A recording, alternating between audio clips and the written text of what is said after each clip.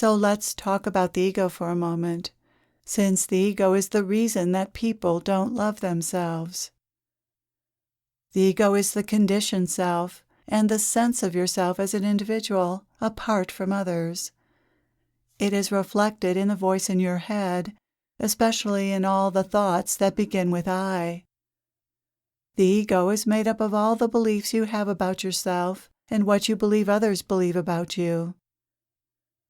The ego wouldn't be a problem in terms of loving yourself if the beliefs associated with the ego and the false self were not so negative, limiting, and untrue. The problem is that the ego and the false self it creates is an unhappy self, because at its core it feels fearful, lacking, inadequate, vulnerable, and not good enough. What's worse is that these feelings cause you to be unkind to others, which makes you feel even worse about yourself.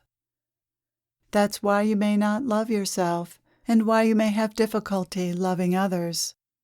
You believe the beliefs that are part of your egoic programming. You believe you are this negative, unhappy self, and believing this causes you to function poorly and behave badly toward others. Since everyone has a similar ego and conditioning, all of humanity suffers similarly.